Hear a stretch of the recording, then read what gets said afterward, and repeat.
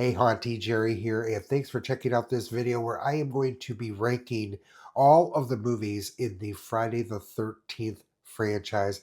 I'm really excited to be doing this. About a week ago, I did an upload of the ranking where I rank the movies in the Halloween franchise, and there were a couple of things. It was my first ranking video I did, so there were a couple of things I left out that I meant to put into that video. And since I'm kind of looking at all of these rankings of all of these classic horror franchises that I'm going to be doing as kind of one big project, I want to make sure that I give complete information because I'm not going to be going back and doing these rankings here again in a year or anything like that. But one thing I did note is that while I was editing the Halloween franchise, one thing that every movie in the franchise did, regardless of what studio was in control, was they really knew how to produce really awesome looking trailers. Even Halloween Resurrection. Sadly, in that franchise, though, that means that the trailers ultimately did not well represent the movie that they were actually attached to, as many of those movies were pretty horrible, but with really good trailers. Like I said, including Halloween Resurrection. The other thing I meant to mention in that video was the overall franchise rating because I'm interested to see which franchise ranks the best. Now, once again, I do rate all of my movies with a 1 to 5 skull rating.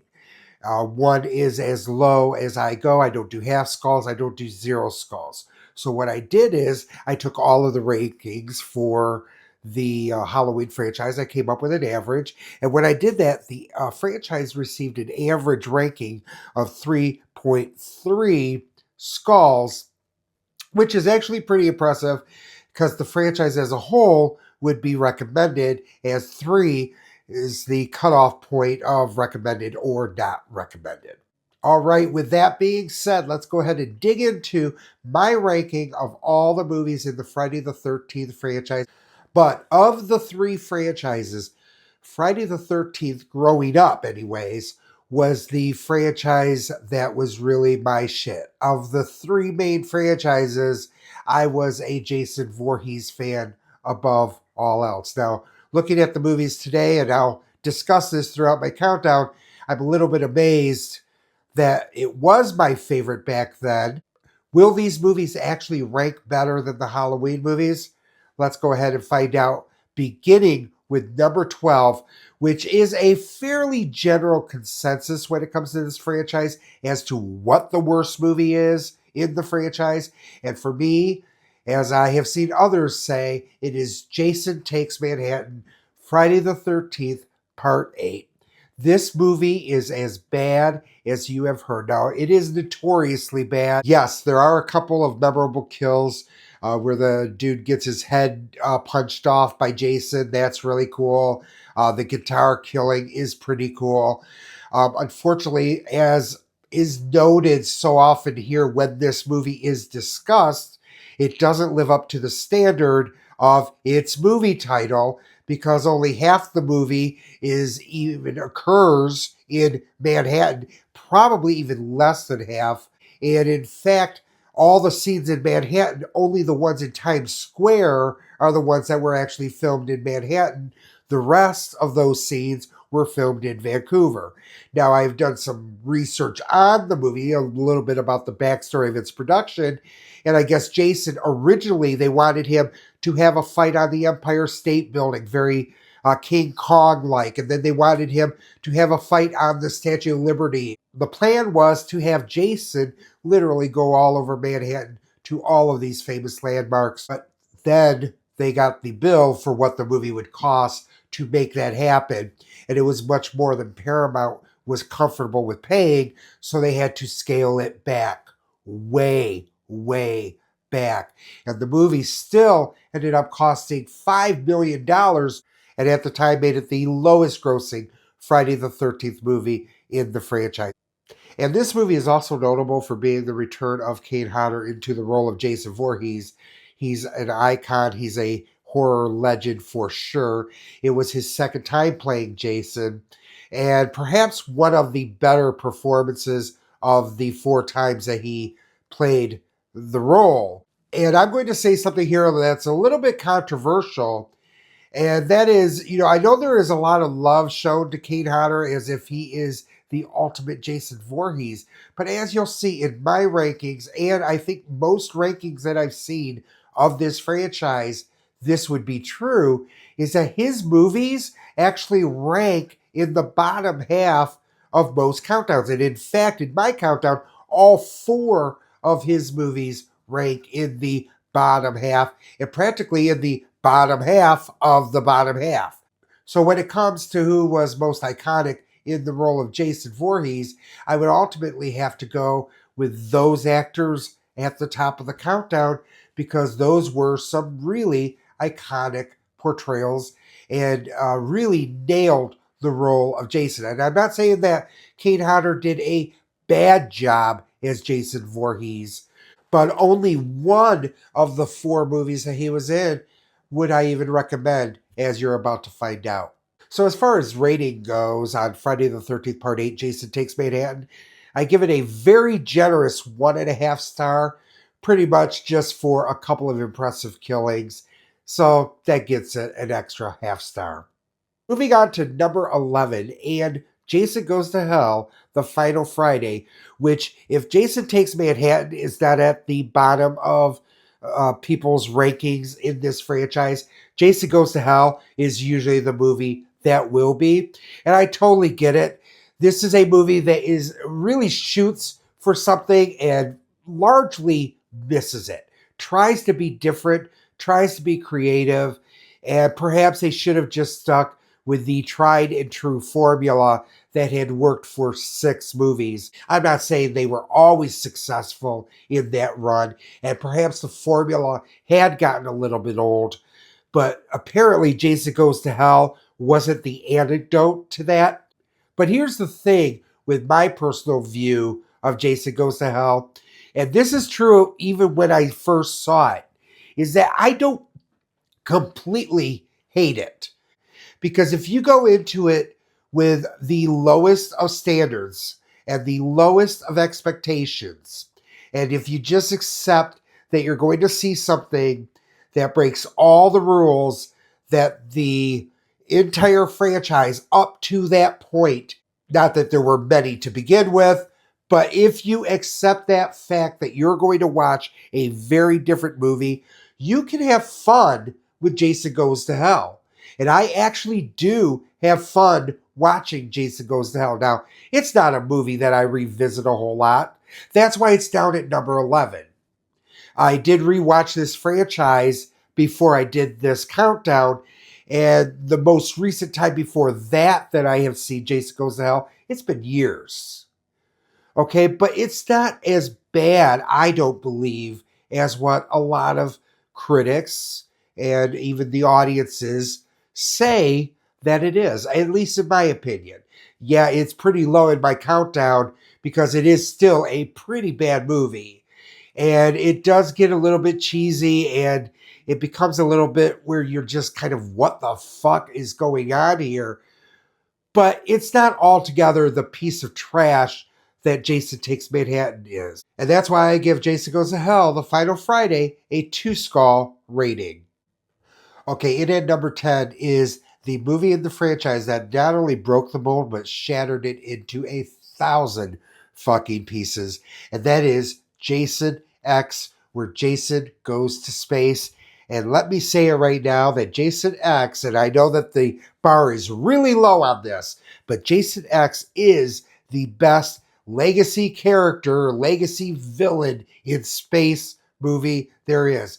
This movie is a whole lot of fun, especially if you smoke a little doobage as you're watching it, before you're watching it, after you watch it, you'll have better memories of it. This movie is crazy.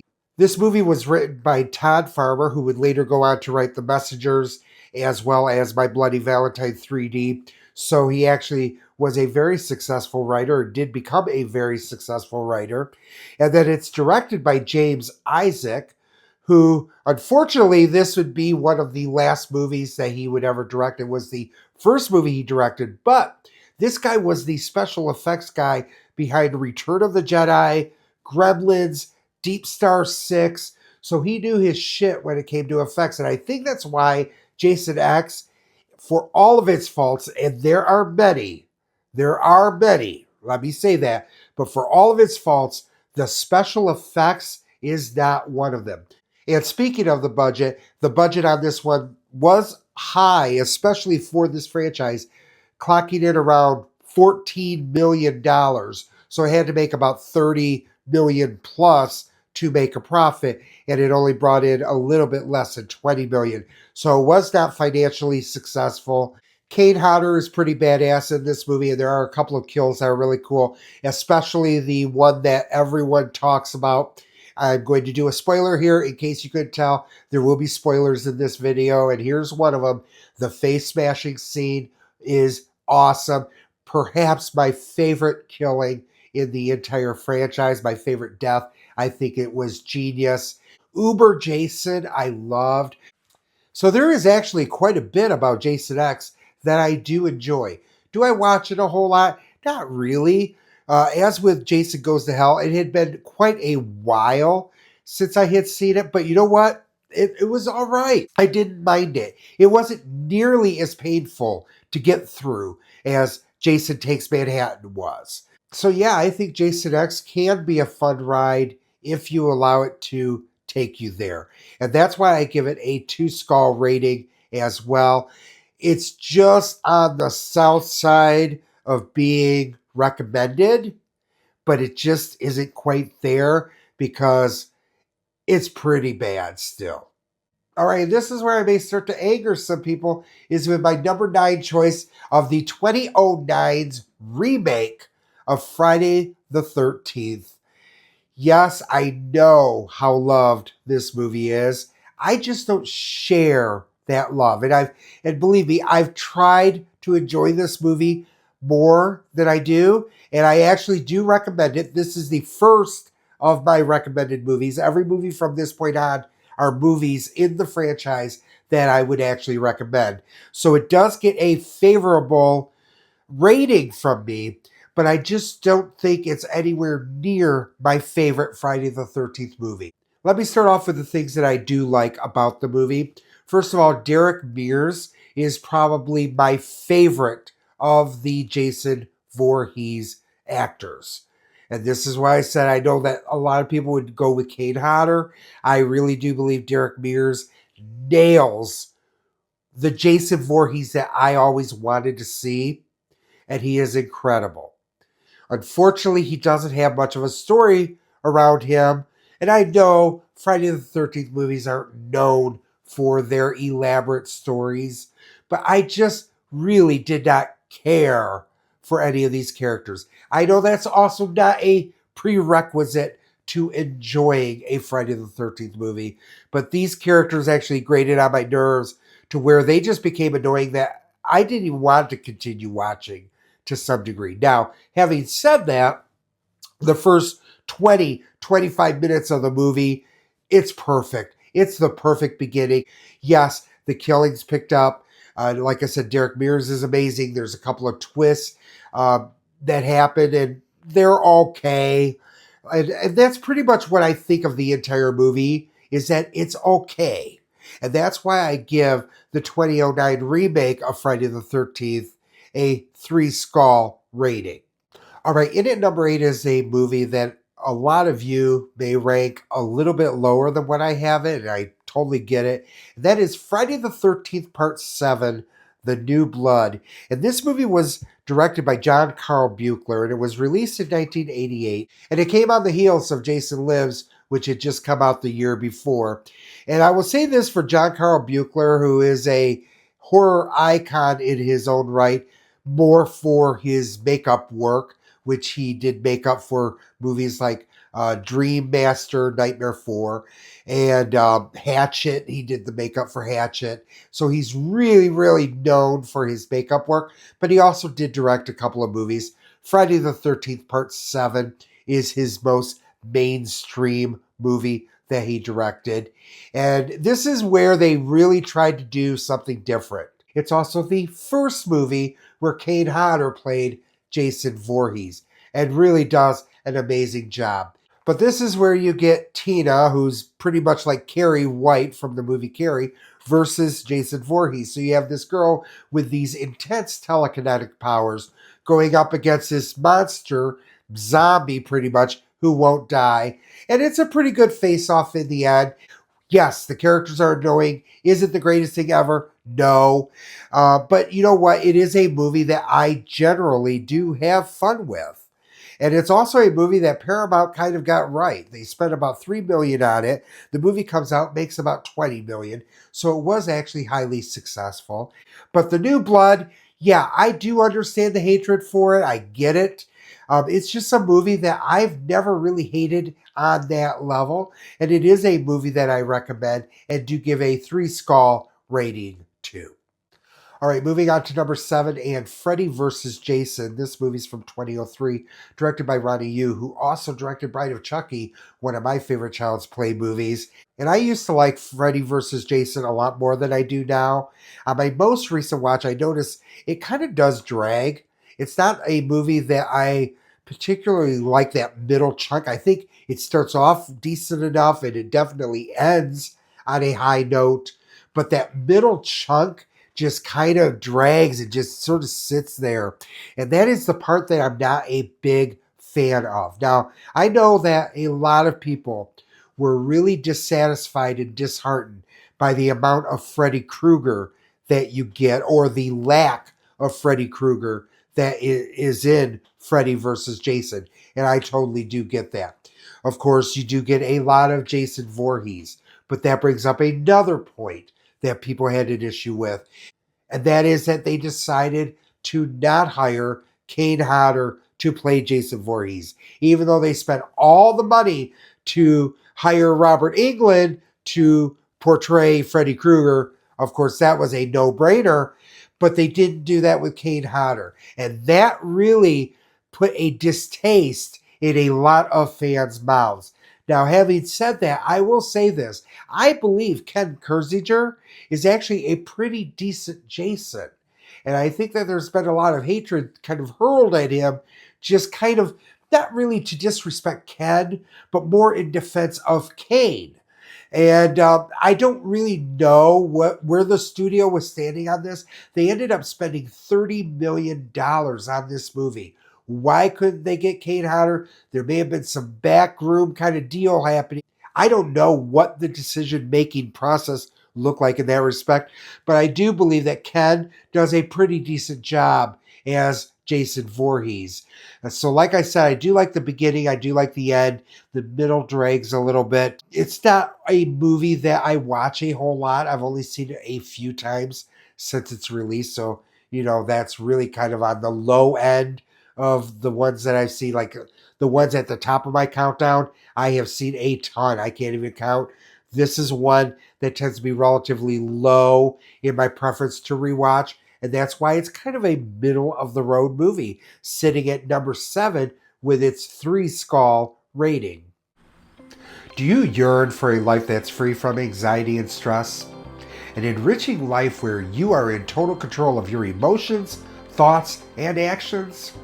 Self-control that allows you to make only the best choices for you while acting in complete confidence that your actions will yield the most positive of results. Well, if this sounds like you and you're ready to get your spiritual life in order, I'd encourage you to schedule a victory session with me. My victory sessions combine ancient spiritual teachings along with the science of numerology. Interpreting your unique numerical makeup will allow me to teach you how to use these teachings and implement them into your life according to your unique purpose and spiritual personality, producing incredible results while moving you forward in your spiritual path. To take your next step forward, all you have to do is reach out to me and schedule your very own victory session. Contact me today at the link in the description or comment section, and I look forward to hearing from you. All right, in at number 6 is 1980's Friday the 13th, the original, the one that started it all. And this is a case where the mighty have sure fallen. This is a movie that used to be in my top three, and now it just keeps falling with every single rewatch. It just falls and falls and falls. I assuming it's fallen about as far as it can go, but who knows? It's just a movie that has not aged well. I understand how younger fans can look at this and not understand how us Gen Xers can love this movie so much, especially those of us who grew up with it in the horror community. You know, this was the shit back in the day. I mean, for me, like I said, during the 80s, my love was Jason Voorhees. Of the big three movie monsters of the time, I was a Jason Voorhees fan. And even though Jason Voorhees only kind of plays a back character, a character that you don't even see until the very last scene in this movie, it's one of the very first slasher movies that I saw growing up too. So I think that's why I had that connection with it. But this is the movie that made me fall in love with the slasher genre, which to this day continues to be my favorite subgenre in horror. And that's why we have this channel, Movie Haunts. But there's still things I do like about it. I enjoy seeing Kevin Bacon in his first movie. Betsy Palmer does an amazing job as Pamela Voorhees, and the ending is okay. But Adrienne King used to be one of my favorite scream queens.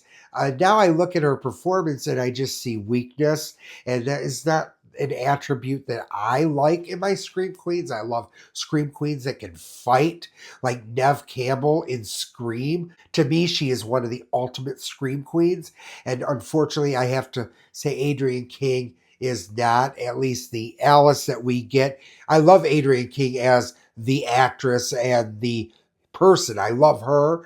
I just don't care for the character of Alice in the original. And that's why Friday the 13th from 1980 only ranks at number 6 and is sitting with a 3.5 skull rating. Okay, in at number 5 is a movie that's probably going to raise a few eyebrows, and that's Friday the 13th, Part 5, A New Beginning from 1985. And this is a movie that I know on a lot of your lists would end up really kind of near the bottom, because I know a lot of Friday the 13th fans even dislike this movie with a passion. I am not one of those Friday the 13th fans, by the way. I saw this movie originally in the theater when it first came out. Opening weekend, the theater was packed. It was so much fun. And yes, there is that twist ending in the end where we learn that Jason Voorhees was never the killer. But much like the title says, A New Beginning, I really believe they were intending this to be a new beginning. And yeah, there was a great revolt by Friday the 13th fans over this movie that continues till today. But it's a movie that I still have a lot of fun watching. It's not quite a top tier Friday the 13th movie for me, but it is a movie that actually increases the body count even from the final chapter. And I mean, there is a lot of slaying in A New Beginning. And the kills are pretty decent. You get a lot of characters introduced throughout the movie just to be killed off, so there is a ton of carnage. And that's pretty much what we expect from a Friday the 13th movie. Yeah, the characters are a little bit annoying, maybe even a lot annoying, but they're not around for very long like they are in the remake of Friday the 13th. And maybe that's why I have such an issue with those characters, is that these annoying characters are only around for a couple of scenes and then they're done away with. And that's kind of what in the 80s we expected from our Friday the 13th movies. So yeah, I do have a lot of fun with A New Beginning. It is a movie that I do recommend. I give it 3.5 skulls for a rating. It is enough for a 5th place in my countdown. All right, so on to the top 4. And the top 4 movies in this countdown are all 4 skull and above. So these are movies that I highly, highly recommend. And in 4th place is where we will find Friday the 13th, Part 3, which was originally in 3D, which doesn't have an original bone in its body, but it's a movie that I have had a deep connection with ever since I first saw it in the movie theater with my mom. We were vacationing down in Florida. We had a rainy day. She wanted to get us out of the house or get us out of the motel. And so we went and saw a movie, and I went with her. It was just me and her. Friday the 13th, Part 3 in 3D. We had those cheap paper 3D glasses, and it was just the coolest experience I'd ever had. It was the first Friday the 13th movie I had seen in a movie theater. It was the first 3D movie I'd ever seen. And so I just was enthralled. And to this day, I have a lot of fun with it. I love the new theming by Harry Manfredini, that whole disco beat. I love that. Richard Brooker does a great job as Jason Voorhees, one of my favorite performances. This is where we're introduced to the hockey mask. The killings are pretty decent, even for MPAA standards, because, the MPAA during the 80s, that was the whole satanic panic and censoring thing that was going on. And so they had a heyday with the Friday the 13th franchise. But even having said that, the killings in part 3 are pretty awesome still, what they are allowed to show or what they were allowed to show. And then, of course, there were the 3D effects.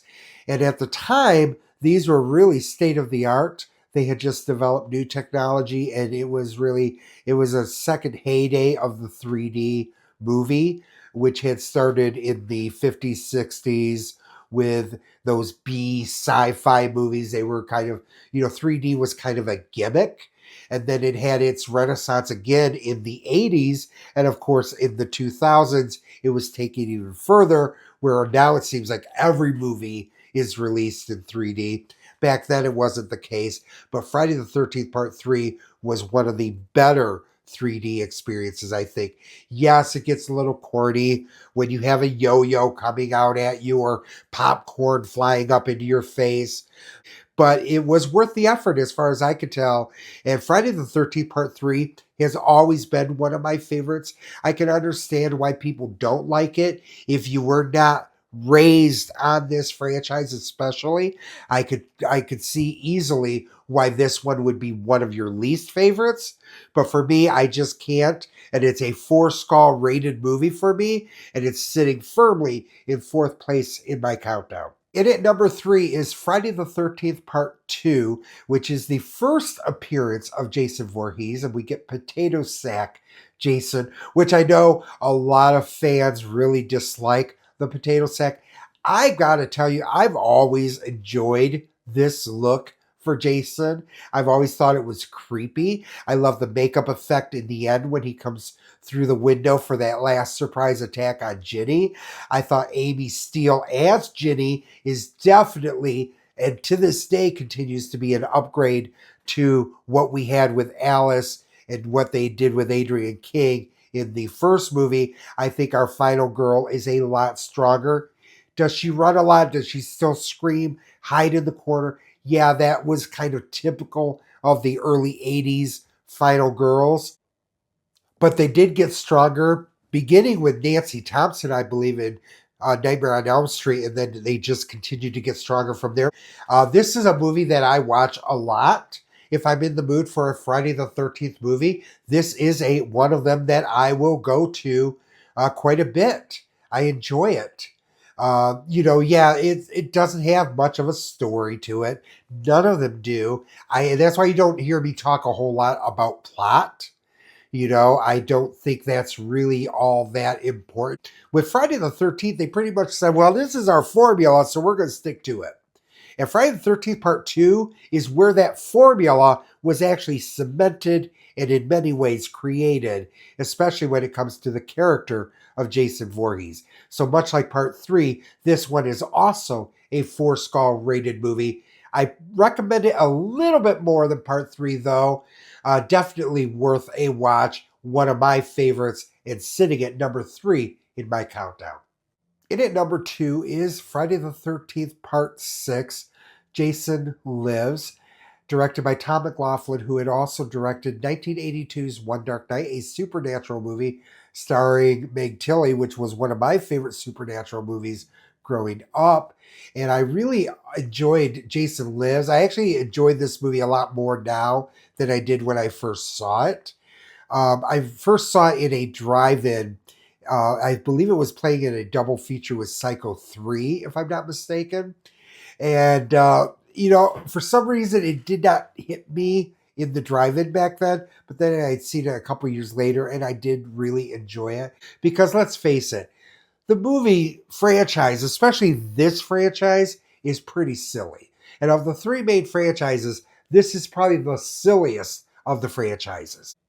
And I think that's why the campiness kind of works in this movie. And it's not all camp, of course. It does get pretty serious. There's a pretty crazy body count in this. The other thing I do like is that this is the first movie where, we have a summer camp horror film. This is the first time where the summer camp is actually open and we actually have kids. So it does make it a little bit different. Now, not in the way of sleepaway camp where the kids actually become the prey, but it is a functioning summer camp. So, I think the performances are all pretty decent. As far as characters go, there are actually characters that you care about in this movie. And they have actually crafted characters that you do have some empathy for. So, Jason Lives is a pretty top notch slasher, especially among slashers of the 80s. It's definitely top notch. It gets 4.5 skulls from me, definitely worthy, and is second in my countdown. All right, at the top of the list, in number one is Friday the 13th, Part 4, The Final Chapter. And this movie is definitely my favorite movie in the entire Friday the 13th franchise. I've loved this movie ever since I saw it in the theater back in the day. Final Chapter is directed by Joseph Zito, who also directed Missing in Action and Invasion USA, a couple of Chuck Norris flicks. So he was more known for the action genre, not the horror genre, but he really did an amazing job with Final Chapter. Now, I've heard the production on Final Chapter was not that easy and that there were some troubles. And even with him, primarily, he wasn't the easiest guy to work for or to have as a director. But what comes out on film is definitely worth it. We're introduced to the character of Tommy Jarvis, played by a young Corey Feldman. And Kimberly Beck is our final girl. And I think she gives a performance that is not talked about enough. I think she may be the best final girl in the Friday the 13th franchise. She does an amazing job. She's a lot stronger than what you get from Chris and Ginny and Alice in the three movies before. I really dig her portrayal and her performance. It's definitely one of my favorites. And speaking of characters, by the way, this is one of those rare slasher movies outside of maybe the Scream genre where you actually care for quite a few of the characters. And when they start offing them, you really do have some empathy for them. And it's not like they spend a whole lot of time with these characters. I think it might just be the performances because there are some really good performances in this. I mean, you have Crispin Glover, a great actor in the final chapter, and it does an amazing job. His character's so much fun. I really enjoy this movie. When I'm in the mood to see a Friday the 13th movie, this is the first one that I go to. That is why it is definitely my favorite in the franchise. And yes, it does get a 4.5 skull rating, same as Jason Lives. But between the two, this is my shit. I love it. This is the movie that I go to. I believe this is the movie that best represents the Friday the 13th brand and franchise. That's why Friday the 13th Part 4, the final chapter, is my number one movie with a 4.5 skull rating. All right, that's my ranking of the 12 movies in the Friday the 13th franchise. And the average rating of all 12 movies is 3.2 skulls. Just a reminder, the Halloween franchise movies rated 3.3 skulls. So while both franchises are recommended, I do recommend the Halloween franchise a tad more if you look at the ratings than the Friday the 13th franchise. Once again, thanks for checking out this video. I really do appreciate it. And if you enjoy this content, I'm assuming you did if you made it this far, I'd appreciate it if you would go ahead and subscribe to our channel, as well as like and share this video. And if you'd like to support us as well as receiving tons of rewards, I invite you to go ahead and join us over on Patreon. I actually have another channel in addition to this.